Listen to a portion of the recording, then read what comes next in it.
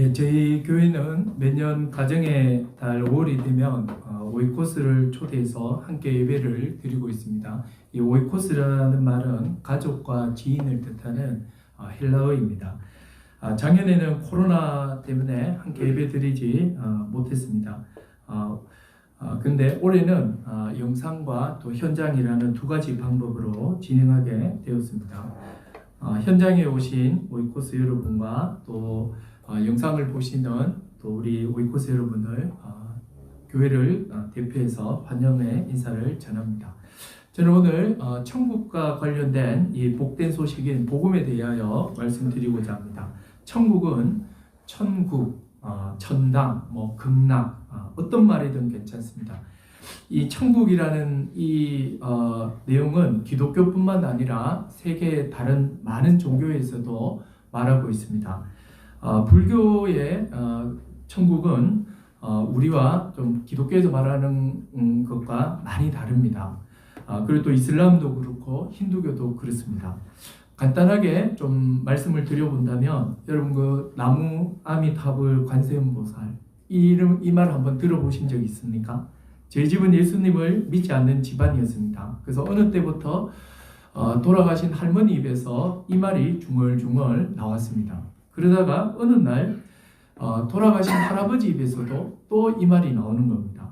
또 사극을 한 번씩 보면 사극에서도 이 말이 또 나오더라고요. 도대체 이게 무슨 뜻인가 참 궁금했습니다.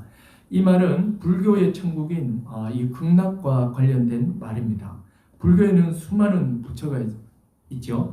이 중에 극락과 연관된 대표적인 부처가 아미타라고 합니다. 이 아미타는 영원한 생명을 관장하는 부처라고 합니다. 그리고 이 아미타가 이 세상에 있는 중생을 위해서 사람으로 나타난 이렇게 현존한 존재가 관세음이라고 합니다. 그래서 이 관세음은 모든 사람들이 깨달음을 얻기까지 부처가 되지 않겠다고 다짐을 했다고 합니다. 그래서 이 관세음 뒤에는 불이 붙지 않고 보살이 붙는다고 합니다. 그래서 이 보살은 이제 구도자를 뜻하는 거죠. 그래서 불교에서의 극락을 이해하는 데 있어서 아주 중요한 존재가 이 바로 아미타 불과 관세음 보살이라고 합니다. 바로 나무 아미타불 관세음 보살, 이 말은 바로 아미타불과 관세음 보살에게 돌아가면 극락에 갈 수 있다는 겁니다. 즉 그들에게로 돌아가자, 이 말을 표현하고 있다고 합니다. 그런데 불교의 이 극락은요, 한번 들어가면 끝이 아닙니다. 그것은 참선을 통해서 보다 나은 삶을 위한 깨달음의 장소입니다. 그러니까 거기 들어가면 끝이 아니에요. 거기 가면 번민과 고통 없이 오직 참선을 해서 부처가 되기 위한 보다 더 나은 참선의 장소로서 그렇게 제시되고 있다는 사실입니다. 또 불교의 뿌리를 할 수 있는 힌두교는 이 땅에서 선한 행위와 수행을 뜻하는 이 카르마에 따라 천국의 수준이 달라진다고 합니다. 천국은 상층부에서 하층부까지 7단계로 나누어서 자신이 이 땅에서 쌓은 그러니까 행적이죠. 수행이든지 선행이든지 이걸 카르마라고 합니다. 여기에 따라 들어간다고 가르칩니다. 또 이슬람교에서 말하는 천국은요, 이런 모습입니다. 비단으로 꾸민 잠자리가 있고 맑은 물이 흐르는 강이 있습니다. 또한 아름다운 여인들에게 둘러싸여 지상에서 맛볼 수 없는 온갖 쾌락을 다 누립니다. 이 이슬람 교도들은 술을 멀리하고 또 돼지고기를 먹지 않습니다. 대신에 그들이 말하는 천국에 들어가면 이 모든 걸 다 한다고 합니다. 아예 술이 강으로 흐르고 있다고 합니다. 그래서 평소 여기서 먹지 못했던 것, 누리지 못했던 것을 다 누리는 곳이 바로 천국이라고 합니다. 여러분 흔히 이런 말을 하죠. 모든 종교는 똑같다. 길이 다를 뿐이다. 이런 말을 많이 합니다. 자, 이 손가락이 5개가 있지 않느냐. 가만히 보면 다 한 팔에서 나왔다. 마찬가지다. 이슬람교, 불교, 힌두교, 기독교 이렇게 나타나는 종교의 모양은 다르지만 뿌리는 한 가지다. 이렇게 말을 합니다. 그러나 사실 모든 종교는 다 똑같지가 않습니다. 종교만이 대답해 줄 수 있는 게 뭐냐면 죽음 이후의 사후세계입니다. 종교만이 대답해 줄 수 있는 이 사후 세계에 대해서 종교마다 근본적인 차이를 지금 드러내고 있는 거예요. 불교는 깨달음을 얻는 보다 나은 장소이고, 힌두교는 인과응보, 카르마에 따라 계층이 나누어져 있고, 이슬람교는 먹고 마시는 육체적 즐거움은 물론 결혼이 존재합니다. 불교의 극락은 모든 욕구를 버리는 참선하기에 좋은 장소고, 이슬람의 천국은 이 땅에서 누리지 못한 모든 육체적 욕구가 다 해결되는 장소입니다. 여러분, 모든 종교는 똑같지가 않습니다. 사후세계에 대한 각 종교의 가르침이 완전히 다르다는 사실입니다. 절대로 함께 공존할 수 없는 천국의 모습을 가르치고 있습니다. 참선을 하는 스님과 또 포도주를 마시며 여인들과 사랑을 나누는 이슬람 교도가 함께 있는 이런 천국은요, 조합 자체가 되지를 않습니다. 한쪽에는 극도의 그 탐욕과 그 어떤 욕구를 막 해결을 하고 있고, 한쪽은요, 그 모든 것을 다 이겨내고 보다 더 깊은 차원의 삶을 들어가기 위한 어떤 참선의 장소로서 천국을 이야기를 합니다. 이 두 개가 어떻게 같을 수가 있겠습니까? 조합이 안 되는 거죠. 신이 있다면 이런 상충된 천국을 만들었을 리가 없습니다. 이렇게 본다면 신은 분명 한 분입니다. 여러 종교의 신이 있을 수 없습니다. 여러 종교에서 여러 모양으로 신이 나타났다면 어떻게 천국이 이렇게 다를 수가 있겠냐는 겁니다. 여러분, 신은 분명히 한 분이며 전 세계 대부분의 사람들이 따르고 있는 종교 중에 분명히 자신을 드러냈을 겁니다. 신이 숨바꼭질을 좋아하지 않는 이상은 분명히 4대 종교 중에 하나를 통해 자기 자신이 누구인지를 알려주었을 것입니다. 저는 기독교에서 말하는 이 천국을 통해 그러면 하나님이 어떤 분인지를 말씀드리고자 합니다. 여러분, 이 기독이라는 말은 그리스도라는 말의 한자어입니다. 그리스도는 구원자라는 예수님의 칭호예요. 그래서 기독교 이렇게 말을 할 때 기독은 그리스도, 이걸 이렇게 한자어로 이렇게 음으로 만든 거죠. 그리고 그리스도는 구원자라는 예수님의 칭호입니다. 저는 김광호 목사입니다. 앞에는 이름이고 목사는 칭호입니다. 예수 그리스도, 이 그리스도는 칭호이고 예수는 이름입니다. 이 그리스도를 구원자의 뜻을 가지고 있고 한자로 바꾸면 기독이에요. 그래서 기독교인이라는 말은 그리스도이신 예수님을 믿는 사람이다, 이런 뜻을 갖고 있습니다. 그러면 이 기독교에서 말하는 예수님이 대중을 상대로 말씀하신 그 천국은 어떤 곳일까요? 예수님께서 일반 대중들을 상대로 가르침을 시작할 때 가장 먼저 하셨던 말씀이 있습니다. 예수님이 이렇게 가장 먼저 소리를 외치셨습니다. 회개하라, 천국이 너에게 왔다. 그리고 여러 가지 비유를 통해서 천국에 대해서 가르쳐 주셨습니다. 예수님의 가르침의 거의 대부분은 천국과 관련되어 있습니다. 그러면 예수님이 가르치신 천국은 어떤 곳일까요? 천국이라고 할 때 한자로 이렇게 하늘 천자에 나라 국자입니다. 이 뭐 다 알고 계실 겁니다. 그런데 이 천국 할 때 앞에 있는 이 하늘천은요, 높고 파란 이 자연의 저 하늘을 뜻하지 않습니다. 지금 이제 우리는 보통 영어로 하면 스카이라고 하죠. 저걸 말하지 않아요. 하늘은 영어로 보면 헤븐으로서 하나님이 거하는 장소를 말합니다. 성경이 말하는 하나님은 이 땅을 창조하시며 돌보시는 분이십니다. 이분은 육체가 없어요. 그래서 눈에 보이지 않습니다. 아주 영적인 존재이십니다. 영으로 존재하기 때문에 우리의 육안으로는 관찰을 되지 않고 형체를 갖고 계시지 않기 때문에 만질 수도 없습니다. 영으로 계시는 하나님의 영이신 하나님이 거하는 장소를 하늘이라고 하는 겁니다. 그리고 국은 나라 국자죠. 나라예요. 나라. 바로 천국이라고 했을 때 앞에 천은 바로 영으로 계시는 하나님이 계시는 처소를 말하고 뒤에는 나라를 의미합니다. 자, 여러분, 보통 나라라고 하면 장소를 떠올립니다. 외국 여행 중에 당신은 어느 나라 사람입니까? 당신은 어디에서 왔습니까? 이렇게 물으면 여기 계시는 모든 사람들은 이렇게 말을 합니다. 저는 한반도의 남쪽 지역을 영토로 하고 있는 우리나라를 떠올리면서 한국에서 왔습니다. 이때 한국이라고 딱 할 때 모든 사람들은 위성에서 사진을 찍은 이 한반도 이렇게 이해를 합니다. 그러나 국경선이 분명하지 않은 아주 오래전에 살았던 사람들은 어떻게 대답을 했을까요? 무엇을 떠올렸을까요?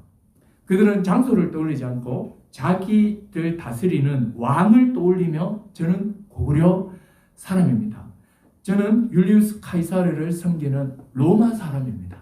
이렇게 대답을 했습니다. 성경에서도 천국 했을 때 마찬가지예요. 성경에서 말하는 이 나라는 바로 하나님이 왕으로 다스리는 나라, 이것을 떠올린다는 겁니다. 천국의 왕이신 하나님은 그 온 세상을 다스립니다. 그의 다스림의 범위는 물리적인 장소로 보면 우리가 눈에 보이는 이는 자연 세계는 물론이고 영적인 세계, 또 시간적 장소, 시간적 길이로 보면 영원부터 영원까지입니다. 거기에는 1대 2대 왕조가 없습니다. 이분은 영원하시기 때문에 하나님 한 분께서 영원 전부터 영원까지 다스리십니다. 하나님께서는 풀 한 포기, 나무 한 그루, 지구의 자전과 공정, 그리고 별의 움직임까지 자연 법칙을 통해서 다 미세하게 조정하시면서 다 통제하고 계시는 겁니다. 그뿐 아닙니다. 사람들에게 양심을 주셔서 선을 추구하고 악을 미워하도록 하셨고, 또 국가라는 제도를 통해서 선은 장려하고 악은 처벌하여서 약자들을 보호하고 계시는 겁니다. 또한 영적인 세력인 선한 천사와 악한 천사까지도 자신의 목적을 따라 다스리십니다. 그의 다스림이 미치지 않는 곳은 없습니다. 그의 다스림은 이 땅은 물론이요 내세까지, 또 보이는 세계는 물론이요 보이지 않는 세계까지 그의 다스림은 다 미친다고 합니다. 하나님의 다스림이 미치지 않는 유일한 곳이 있다면 바로 그것은 지옥입니다. 지옥에는 하나님이 계시지 않을 뿐 아니라 하나님께서 다스리지도 않고 돌보시지도 않고 내버려 두시는 곳입니다. 그래서 그곳은 어둠밖에 없으며 혼란과 고통의 장소라고 말을 합니다. 자, 이렇게 본다면 성경에서 말하는 천국은요, 하나님이 자기 백성과 함께 계시면서 다스림을 행하는 곳입니다. 그것이 바로 천국의 시작입니다. 하나님은 지금 이곳에서 자기 백성과 함께 하시고 죽음 이후에도 자기 백성과 영원히 함께 하십니다. 하나님은 자기 백성을 사랑하셔서 한 번 백성된 사람을 절대로 포기하거나 버리지 않습니다. 죽음도 하나님과 자기 백성의 관계를 끊을 수 없습니다. 부모 자식 간의 관계는 죽음이 오면 관계가 끊어지죠. 왜 그렇습니까? 죽음 이후에는 서로가 만날 수 없기 때문입니다. 또 그 관계가 지속될 수 없기 때문이에요. 또 부모가 죽음까지 자식을 지킬 수 없고 자식이 부모를 죽음으로부터 지킬 수도 없기 때문이에요. 그러나 우리의 왕이신 하나님은 다르죠. 자기 백성을 죽음조차도 죽음으로부터도 지키십니다. 로마서 8장 38절과 39절에 이렇게 나와요. 내가 확신하노니 사망이나 생명이나 천사들이나 권세자들이나 현재일이나 장래일이나 능력이나 높음이나 깊음이나 다른 어떤 피조물이라도 우리를 우리 주 그리스도 예수 안에 있는 하나님의 사랑에서 끊을 수 없다. 하나님과 자기 백성이 한번 맺은 이 사랑, 예수 그리스도 안에 있는 이 사랑은 죽음도, 가난도, 기쁨도, 높음도, 어떤 피조물도 이 관계를 끊을 수 없다고 말합니다. 예수님을 믿고 그리스도인이 된다는 것은 무슨 의미입니까? 바로 하나님의 다스림을 받아 살아가는 하나님의 백성이 된다는 의미입니다. 즉, 또 하나의 영적인 국적을 갖는 거예요. 하나님의 백성이라는 국적과 대한민국이라는 국적을 동시에 갖는 겁니다. 대한민국에서 하나님의 백성으로 살아가는 것. 이게 바로 그리스도니요. 이것이 바로 예수를 믿는 것이고, 오늘 예수님께서 천국의 비밀이라고 말씀하셨을 때 바로 그 비밀의 내용입니다. 물론 천국은요, 죽어서 가는 어떤 아름답고 놀라운 그런 장소이기도 합니다. 분명히 성경은요, 사람이 죽으면 가게 되는 어떤 장소로서 천국을 또 말하고 있죠. 그것은 슬픔이 없으며 애통과 고난과 어떤 고통도 없습니다. 기쁨과 즐거움이 넘쳐나는 곳입니다. 또한 하늘의 천사와 같은 존재로 살아갑니다. 구체적으로 어떤 모습인지는 잘은 모르지만 분명한 것은요, 우리가 이 땅에서 겪고 있는 질고와 비통함과 고난과 갈등과 그 모든 것이 다 잠재워져 있는 곳이에요. 분명히 죽어서 가게 되는 어떤 장소가 있다라고 말합니다.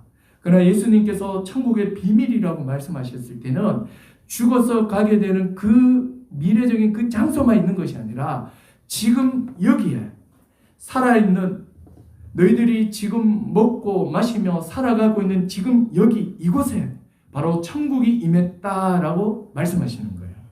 하나님의 다스림은 죽은 후부터 살아있는 이 세상까지 다 걸쳐 있다고요.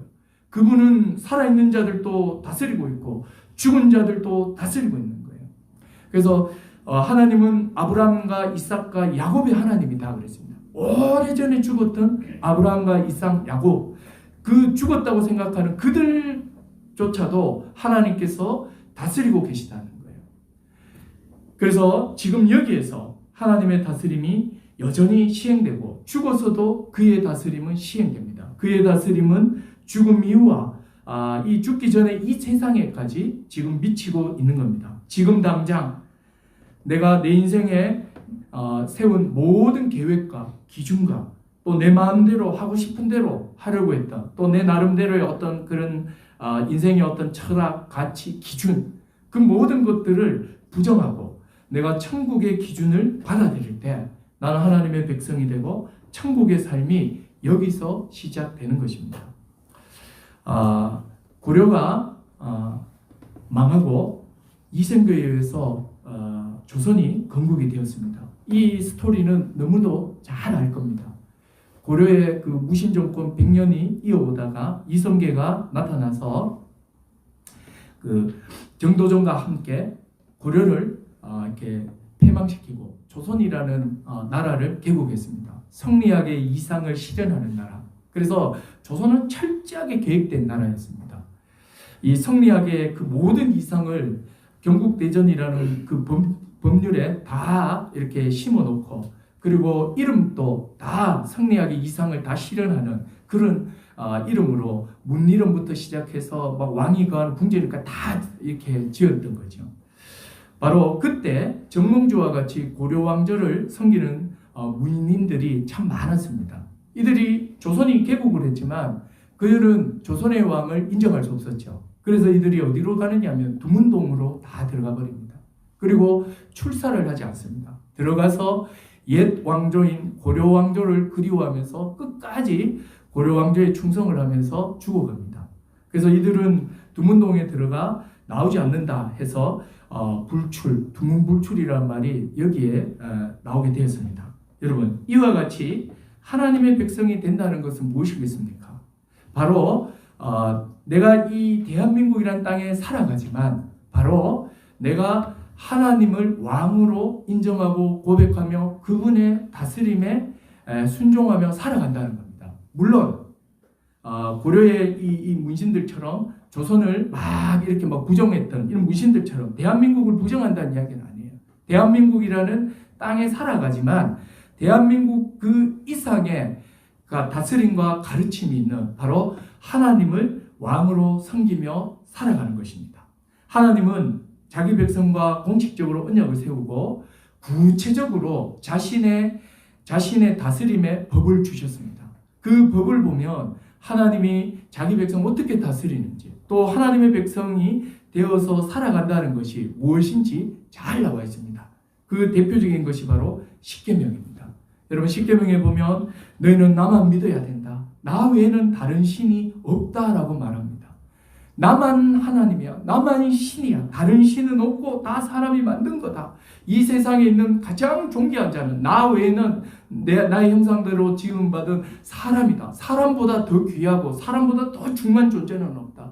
그러므로 나 외에 다른 어떤 존재를 만드는 것은 다 그거는 뭐냐면 바로 사람보다 못한 것이며 너희가 다스리고 부려야 될 대상이지 그건 절대로 신이 될 수 없다. 이렇게 말씀하시면서 나만 섬겨라 이렇게 말합니다. 여러분, 이 나만 섬겨라 이 말은 다르게 이야기하면 너희가 이 세상에서 가장 존귀한 존재야.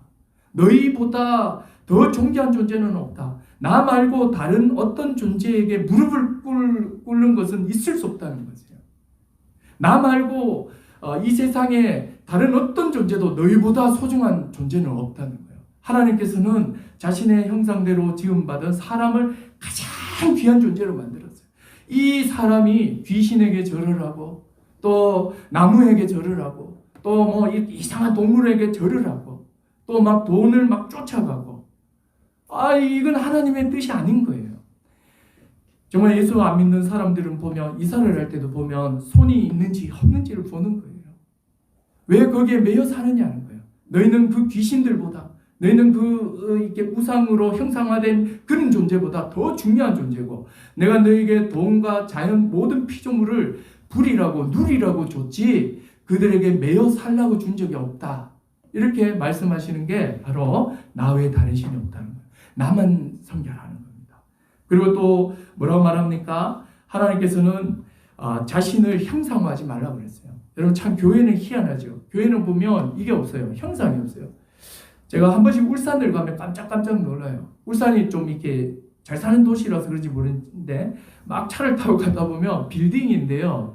이렇게 처마 끝에 이렇게 기와로 만든 그 빌딩 숲 사이에 기와로 만든 어떤 집에 지붕에 보면 커다란 불상이 이렇게 앉아 있어요. 밤에 보면 정말 압권입니다. 깜짝 놀랍니다. 근데 내가 한편으로 그런 생각을 했어요. 야, 내가 만약에 불교도라면 저기는 한 번쯤은 들어가 보고 싶겠다 싶더라고요. 그 위험과 그 위세가 너무 대단하기 때문에. 실제로 눈에 보이는 어떤 내가 믿는 대상이 눈에 보이게 형상화시켜 놓으면 경외심이라든지 두려움이 더 크게 일어나는 건 사실이에요. 근데 하나님께서는 자기 자신을 그런 모양으로 절대 만들지 말라는 거예요. 나를 믿는 나의 백성은 나를 표현하여서 섬기지 말라는 거예요. 왜 그렇게 하셨나요? 왜냐하면 이 세상에 어떤 피조물도 하나님을 담을 수 없기 때문입니다. 하나님을 담을 수 있는, 하나님을 표현해야 할 수 있는 어떤 사물도 없기 때문입니다. 표현하는 순간 성경이 말하는 하나님의 하나님 되심이 제한되기 때문입니다. 하나님께서는 또한 자신과의 관계만을 규정하지 않고 사람과의 관계도 규정하셨습니다. 제일 첫 번째 규정하는 게 뭐죠? 부모를 공경해라는 거예요. 하나님 외에는 다른 신 섬기지 말고 나를 형상화하지 말고 그리고 사람과의 관계를 규정하는데 그 첫 번째가 뭐냐면 너를 낳아주고 길러주고 나의 대리자인 부모를 공경하라 하는 겁니다. 부모는 생명의 통로이며 하나님의 대리자로서 우리를 기르고 우리를 온전케 한 자들이에요. 그래서 하나님께서는 이 부모를 가장 먼저 공경하라는 겁니다. 그뿐 아니라 하나님께서는 사람의 모든 생명은 귀하기 때문에 절대로 살인하지 말라고 그랬습니다. 살인하지 말라는 말은 모든 사람은 다 존귀하고 귀한 존재라는 거예요. 돈으로 또 외모로 또 다른 어떤 집안으로 어떤 배경으로 다른 어떤 것으로도 사람을 차별하여 가치를 매기지 말라는 거예요. 뭐 일자무식부터 저 박사님까지 모두가 다 하나님의 형상을 가진 존귀한 사람이라는 거예요. 피부색과 상관없이 모두가 다 하나님의 형상이 반영된 아주 존귀한 사람이다. 그래서 사람을 절대로 차별하거나 사람을 절대로 무시해서는 안 된다는 거예요. 그래서 사람의 생명을 어떻게 해요? 귀히 여겨라 라고 말씀하셨습니다. 그리고 또한 도둑질하지 말라고 그랬죠. 단순히 훔치지 말라는 그런 의미가 아니고 뭐라고 그랬습니까? 이것뿐 아니라 다른 사람의 소유를 존중하고 인정해 주라는 거예요. 그리고 노동의 가치를 충분히 알라는 겁니다. 이것 말고도 하나님께서는 우리 인생을 가장 복되게 사는 그분의 다스림이 무엇인지 이 성경을 통해서 충분히 말씀해 주셨습니다. 여러분 예수님을 믿고 그리스도인이 된다는 것은 바로 이렇게 주인을 바꾼다는 거예요. 나를 다스리는 분을 바꾸는 일입니다. 내가 내 인생의 주인이 아니고 하나님을 나의 왕으로 주인으로 지금까지 내 나름대로 생각했던 그 모든 신념과 기준을 일단 포기하고 하나님 나라의 그 법을 내가 받아들이고 그 법대로 살아가는 거예요. 여러분 지금까지 자신이 인생의 주인이 되어 충분히 살아오지 않았습니까? 어떻습니까? 이렇게 쭉 돌아봤을 때 정말 잘 살아왔다. 계속해서 내가 내 신념, 내 기준 지금까지 내 고수한 그대로 살면 눈을 감을 때 난 정말 후회 없는 인생, 난 정말 잘 살았다, 이런 결론을 내릴 수 있나요? 여러분, 하나님 없는 모든 인생들은요 정말 고아 같아요. 고아 같이 불안합니다. 늘 뭔가를 갖고 있지만 통제할 수 없는 인생에 수많은 위험 요소가 있기 때문에 불안해요. 아무리 가져도 불안하고, 몸이 아무리 건강해도 건강검진만 다가오면 혹시 싶은 마음이 있어요. 이게 불안입니다. 우리 인생은 정말 불안 요소로 가득합니다.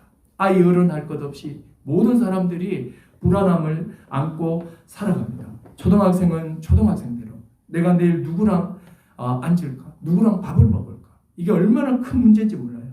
청소년들은 자신의 진로, 또 친구와의 관계, 그 친구의 그 표정에 따라 천국과 지옥이 왔다 갔다 하죠. 대학생들은 또 대학생대로, 또 직장 다니는 사람들은 언제 해골될지 모른다는 불안감, 또 퇴직을 하고 나면 건강에 조금만 이상이 생기면 언제 죽을지 모른다는 두려움이 막 엄습해 옵니다. 이외에도 사고에 대한 불안, 범죄, 또 자연재해, 열거할 수 없을 만큼 많은 불안이 우리 인생 속에 있습니다. 문제는 뭐냐면 이걸 내가 통제를 할 수 있고 예측을 할 수 있으면 어떻게 해보겠는데 대부분 다 예측할 수 없어요. 제가 인생을 길게 살진 않았지만 그래도 지금 생각해보면요, 가장 정직하고 가장 안정된 시기는요 학창 시절이었습니다. 초등학교 6학년이 지나면 중학교가 있고 고등학교가 있고 대학교가 있어요. 그리고 또 다음 상급 학교는 지금 내가 하는 공부에 따라 거의 100% 반영이 됩니다. 약간의 비리가 있을지 모르겠지만 대체로는 아주 예측이 돼요. 그리고 이 들어가는 것과 나오는 게 거의 비슷해요. 그게 학교 생활이었던 것 같습니다. 그럼 어떻습니까? 학교를 졸업하면 어때요? 인생은 그렇지가 않더라는 겁니다. 정말 바다와 같죠. 폭풍우도 있고 해일도 있고 또 태풍에 막 출렁이는 파도가 있는, 또 잔잔한 날도 있는, 바로 그런 바다와 같이 정말 변화무쌍한 게 우리네 인생이라는 겁니다. 대부분의 우리가 맞이하는 인생은요 내가 통제하거나 예측할 수 없다는 겁니다. 그렇기 때문에 우리가 갖고 있는 것은 불안이요, 불안하기 때문에 염려요, 염려가 있으니까 뭔가를 나름대로 생각하게 되고 방안을 찾게 되고, 근데 그것이 완전하지 않으니까 또 불안해지는 거예요. 그러면서 또 나를 또 안전하게 해줄 게 있나 없나 또 살피게 되는 겁니다. 여러분, 예수님을 믿는다는 것은 바로 내 인생의 그 핸들을요 바로 우리 주 예수 그리스도께 드리는 겁니다. 내가 내 인생을 통제하지 않고 하나님의 다스림을 받아 그분의 인도함을 따라 살아가는 것입니다. 여러분, 자기 인생을 자기가 이만큼 해왔으면 이제는 한번 바꿔볼 만도 합니다.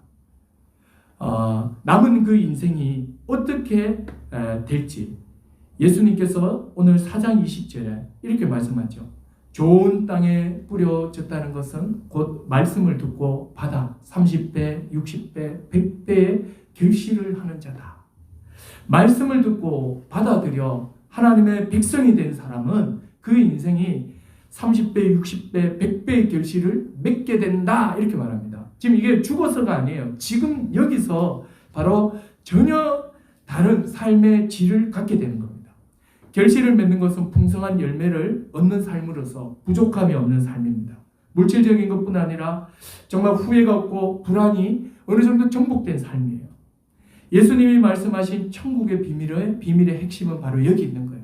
죽어서 가는 천국도 있지만 지금 여기서 살아서 내가 예수 그리스도를 믿어 하나님의 백성이 되면 지금 여기서 천국을 누리게 되고 천국에 들어가게 된다는 사실입니다. 그럼 어떻게 하나님의 백성이 될 수 있습니까? 씨앗으로 비유된 바로 이 말씀을 받아들이면 됩니다. 오늘 본문에 예수님께서 말씀하셨죠. 이 씨앗은 바로 말씀이에요. 즉 복음입니다. 하나님이 다스리는 나라에 들어오기 위해서는 바로 이 천국의 복음, 이 말씀을 들어야 됩니다. 그리고 이 천국은요 절대로 죄 있는 자는 들어올 수가 없어요. 왜냐하면 하나님은 죄가 없는 의롭고 거룩한 분입니다. 빛과 어둠이 함께 할 수 없어요. 거룩과 죄가 함께 공존할 수 없어요. 그래서 하나님이 다스리는 그 나라, 하나님이 왕으로 계시는 그 나라는 어떤 죄도 어떤 어둠도 티끌만한 죄도 용납이 되지 않는 나라입니다. 그래서 우리가 아무리 고고하고 아무리 높은 수준의 삶을 산다 할지라도 그 누구도 하나님 나라에 들어올 수 없는 거예요. 왜요? 그 누구도 자신의 죄를 완전히 해결할 수 없기 때문이에요. 하나님 나라에 들어오는 유일한 방법은 바로 이 죄를 해결하는 것밖에 없습니다. 그러나 문제는 뭐죠? 그 누구도 자기 죄를 해결할 수 있는 인간은 아무도 없습니다. 우리가 하는 것은 기껏해야 이거예요. 다른 사람과 비교했을 때 내가 조금 더 깨끗하다, 내가 조금 더 내가 착하다, 이 정도 이야기입니다. 그러나 하나님 나라에 들어오는 기준은요, 다른 사람과 비교하는 그 상대적인 의가 아니고 바로 하나님이 가지고 계시는 절대적 의예요. 왜요? 그분의 빛난 광채가 그 나라를 다 비추고 있기 때문에, 그분의 의로운 다스림이 선포되고 있기 때문에 죄 있는 자는, 그분의 기준에 합당하지 않은 자는 들어올 수가 없는 겁니다. 그래서 하나님의 그 기준에 의하면 모든 사람이 다 죄 아래 있고 죄를 해결할 수 없는 존재들입니다. 그래서 이 죄를 해결하셔야 돼요. 성경은 말하죠.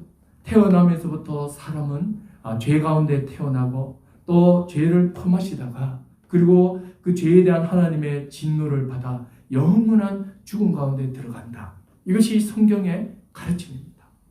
여러분, 하나님 나라에 들어오기 위해서는 이 아미타불이나 관세음이 우리를 인도하지 않습니다. 깨달음으로 되는 게 아니에요. 깨달음으로 된다면 정말 우리는 어떻게든지 간에 정말 막 그 모든 것을 다 내버려 두고 정말 산속에 들어간 어떻게 하든지 간에 그 진짜 이 자기 자신의 그 깨달음을 위해서 뭔가를 해보겠습니다. 몇십 년 동안 깨달아도 안 돼요. 왜요? 깨닫는 순간에 나는 쟤보다 더 깨달았어. 이러면서 또 욕망이 또 올라올걸요. 또 교만이 올라올걸요.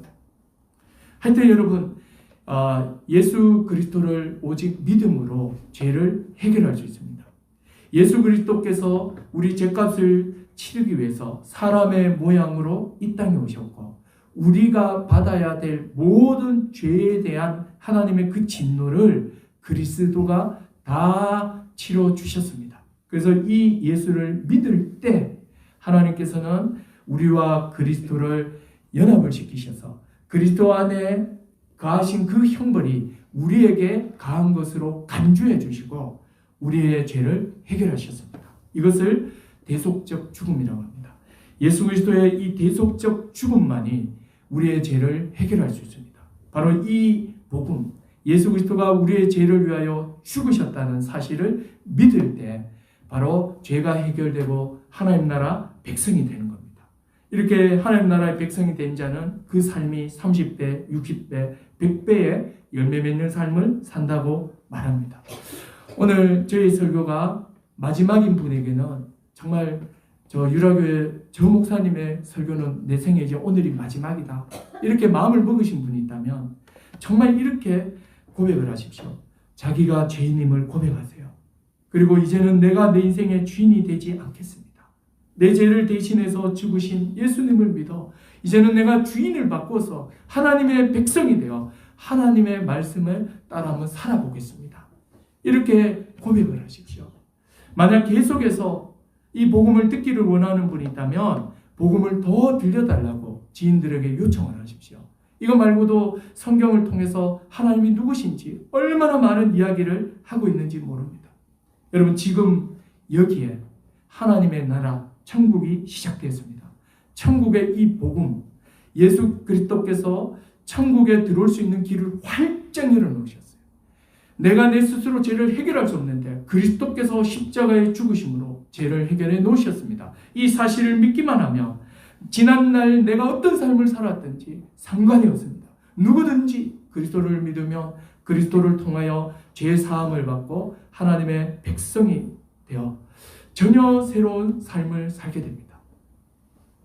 예수님께서 2000년 전에 이 땅에 오셔서 이 천국의 소식을 전했습니다. 근데 참 놀라운 것은요, 이 소식을 받아들인 좋은 마음이 되어서 받아들인 사람도 있었고 그러나 많은 사람들이 받아들이지 않았습니다. 예수님은 이것을 또 예상하셨어요. 내가 지금 이 천국의 소식을 전하는데 받아들이는 사람도 있지만 받아들이지 이런저런 이유로 받아들이지 않는 사람도 있어. 이렇게 말씀하시면서 오늘 씨 뿌리는 사람의 비유를 한 거예요. 씨를 뿌립니다. 뿌리면 더러는 길가에 떨어져 새들이 먹고, 더러는 흙이 얇은 돌밭에 떨어져서 뿌리를 내리지 못해서 말라 죽는다고 했습니다. 그리고 더러는 가시떨기에 떨어져서 양분을 받지 못해 결실하지 못한다고 합니다. 그런데 더러는 아주 극히 일부겠죠. 좋은 땅에 떨어져서 그 씨가 자라서 30배, 60배, 100배의 열매를 결실한다고 합니다. 예수님께서 천국의 이 놀라운 소식, 지금 너희들이 그렇게 기다리던 하나님 나라가 죽어서 가는 것이 아니라 지금 나를 통하여 여기에 지금 들어와 있다. 나를 믿는 자는 하나님 나라에 들어가서 하나님의 다스림을 받아 아주 복된 삶, 30배, 60배, 100배의 삶을 살게 될 거다. 나의 이 말을 듣고 믿으라. 이렇게 말씀하셨습니다. 그래서 예수님께서 사역 초기에, 공생의 초기에 대중들에게 이렇게 외쳤던 거죠. 회개하라. 천국이 여기에 왔다. 회개하라. 지금까지 내가 내 주인이 되어서 살아왔던 그 모든 삶을 돌이키고 이제 나를 믿음으로 하나님을 왕으로 받아들이라. 그래서 하나님 나라에 들어가라. 이 메시지인 겁니다. 저는요, 할아버지와 아들과 손주가 하나님을 찬양하고 기도하며 하나님 나라의 그 복을 누리는 것을 상상해 봅니다. 이보다 더 큰 세상의 복은 없습니다. 이제 마지막으로 한 목사님의 그 이야기 속에, 설교 속에 나온 이야기로 마무리할까 합니다. 어떤 분이 이런 이야기를 하더라고요. 자기가 어떤 권사님 이야기를 해요. 이 권사님은 30대에 아이 셋을 낳고 남편이 죽었습니다. 그래서 40년 동안 아이 셋을 키우면서 그렇게 과부로 살아왔던 겁니다. 그래서 이제 자녀들이 다 장성을 하고 이제 그 무슨 집안 잔치를 한 거죠. 그 잔치하는 그 자리에서 이 권사님이 머리가 희끗희끗했겠죠. 이렇게 말을 합니다. 사실 내가 30대 그때에 내 남편이 이제 암이 걸려서 이렇게 떠나보내고 얼마나 힘들은지 모른다. 그런데 이렇게 말을 합니다. 암인 것을 알고 곧 얼마 있으면 죽는 것을 알고 남편의 그 권유로 가족 여행을 갔다는 겁니다. 가족 여행을 이렇게 마지막 여행이죠. 갔다 오고 오는 길에 이 남편이 자신의 그 손을요 1시간 동안 꼭 잡아줬다고 합니다. 그때 이 권사님이 이렇게 말합니다. 그때 남편이 잡아준 그 1시간이 바로 40년을 나를 견디겠다. 이렇게 말했다는 겁니다. 여러분, 1시간의 이 사건이요 40년이라는 그 물리적인 그 긴 시간을 견디게 했던 겁니다. 여러분, 어떤 사람은요 시간을 물리적 시간에 맞춰서 살아가는 사람이 있어요. 1시에 뭘 하고 2시에 뭘 하고 3시에 뭘 하고 내가 4시간 공부했고 3시간 일했고 이렇게 하면서 그 물리적 시간에 막 매여서 살아갑니다. 그러나 물리적 그 시간을 살아가게 하는 것은요 사실은 이 사건으로 표현되는 시간이에요. 성경은 이 시간을 카이노스라고 합니다. 여러분, 30분의 이 설교가 저는 예수 그리스도를 만나는 사건이 되었으면 좋겠습니다. 한평생 결실을 맺는 그런 삶을 주는 그런 사건이 되었으면 좋겠습니다. 여러분, 우리가 인생을 살아가는데 누구를 만나느냐는 절대적입니다.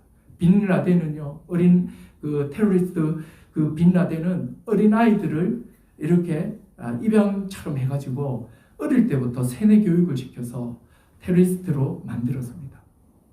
라덴을 만난 아이 인생은 그냥 선택의 여지 없이 아주 그냥 그렇게 아주 악한 삶으로 가게 되었죠. 얼마나 불쌍한 인생입니까? 이 외에도 우리에게는 수많은 만남들이 있습니다. 좋은 만남도 있고 나쁜 만남도 있고 악연도 있고 또 좋은 만남도 있는 거죠. 그러나 이 모든 만남 중에서 이 땅에서 우리가 죽기 전에 만나야 될 가장 중요한 만남은 바로 우리 주 예수 그리스도와의 이 만남입니다. 저 정말 이 말씀을 들으시는 아직 그리스도를 알지 못하시는 분은 이 그리스도를 만나서 바로 이 새로운 삶을 살아가는 은혜가 있기를 바랍니다. 기도하겠습니다. 이 시간에 같이 한번 기도했으면 좋겠습니다. 우리 축복했으면 좋겠습니다. 우리 방송으로 또 현장에 계신 분 중에 아직 그리스도를 알지 못하는 분이 있다면 정말 이렇게 기도해 주십시다. 이 남은 인생을 생각할 때 오늘이 바로 그 카이로스, 바로 사건, 그리스도를 만나는 은혜의 사건이 되게 하여 주십시오. 정말 그리스도를 만남으로 하나님 나라에 들어가는 놀라운 은혜를 허락해 달라고 그렇게 기도하고 또 축복하십시다. 정말로 남은 인생이 정말 누구보다 행복하고 복된 인생 되도록 주님 축복하여 주시옵소서. 우리 간구와 축복으로 이 시간 함께 기도하도록 하겠습니다. 기도합니다. 하나님 아버지, 이 시간 기도하기 원합니다.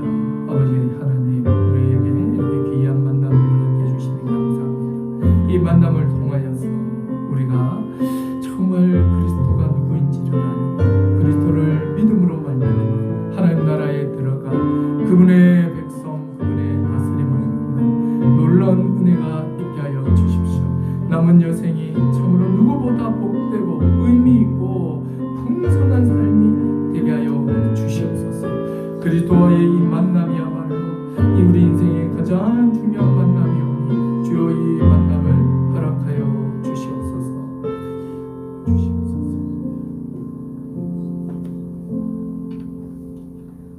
하나님 아버지 감사합니다. 우리에게 복음을 들려주시고 복음이신 예수 그리스도를 믿음으로 하나님 나라 백성 되게 하시니 감사합니다. 오늘 특별히 이 복음을 듣는 자들의 마음 가운데 좋은 밭이 되게 하셔서 결실을 맺을 수 있도록 하나님 인도하여 주시옵소서. 예수님의 이름으로 기도드렸습니다. 아멘.